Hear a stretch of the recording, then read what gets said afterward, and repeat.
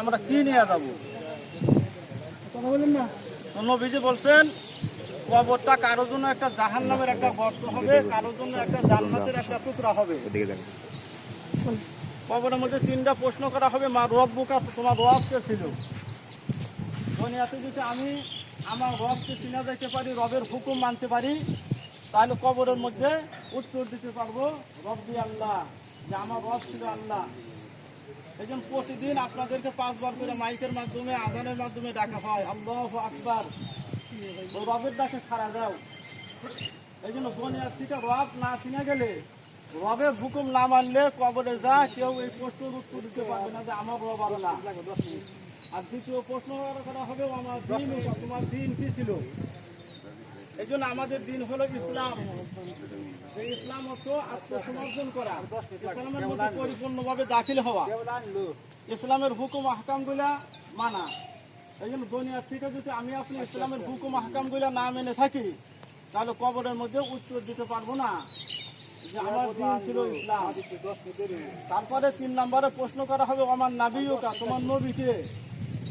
এই জন্য দুনিয়াতে যে ব্যক্তি নবীর সুন্নতের অনুসরণ করলো না, সুন্নতের বিরোধিতা করলো, যেমন টুপির বিরোধিতা করে, অনেকেই দাড়ির বিরোধিতা করে, লম্বা জামার বিরোধিতা করে, যে হুজুরা কাপড়ের দাম বাড়ায় দেয়, দাড়ি রাখলে এতে ফুল লাগাইলেও সেগুলো আমার কলিজার মধ্যে ছুরি লাগাইলেও।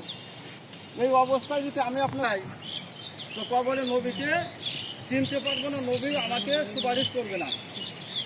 এই জন্যে আমরা সকলেই মৃত্যুর প্রস্তুতি নিয়ে থাকি।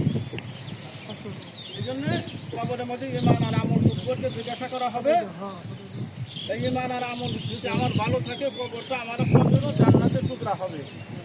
এই জন্য আল্লাহ তাআলা যেন আমাদের সকলকেই মৌতের সামানা, আখিরাতের সামানা জোগাড় করে যেন আমি আপনার কবরে যাইতে পারি। তাহলে আপনার গেলে কিন্তু কবরে খবর আছে। নবীজি বলছেন যে মানুষের প্রথম মঞ্জিল হল কবর। এই কবরে যে ব্যক্তি আটকে যাবে, সে সব জায়গায় সে ধরা খাবে। আর কবর থেকে যদি ছাড়া পায়, তাহলে সব জায়গায় পুরসেরাতে, হাসরের ময়দানে সব জায়গায় ব্যক্তি নামাজ পাবে। এই জন্য আমরা সকলেই 5 ওয়াক্ত নামাজ পড়বো। 5 ওয়াক্ত নামাজের দ্বারা আল্লাহ তাআলা 1 নম্বরের যে কবরের আযাব, এই কবরের আযাবকে আল্লাহ তাআলা মাফ করে দিবে। কত বড় কথা! এনে কবরে আমাকে আপনাকে সকলকেই যেতে হবে। এই নামাজের দ্বারা আল্লাহ তাআলা কবরের আযাব মাফ করে দেবে। পুরসতের রাস্তা বিজলির ন্যায় পার করে দেবে। আমল নামা ডান হাতে দান করা হবে, আর আল্লাহ তাআলা তাকে বিনা হিসাবে জান্নাত দান করবে। সুবহানাল্লাহ, সুবহানাল্লাহ। এই জন্য আল্লাহ তাআলা আমাদের সকলকে 5 ওয়াক্ত নামাজ পড়ে যেন আমি আপনার কবরে যাইতে পারি, ঈমান আমল নিয়ে কবরে যাইতে পারি, আল্লাহ তাআলা তৌফিক দান করে। আমিন। লাশের ঘাট দিয়ে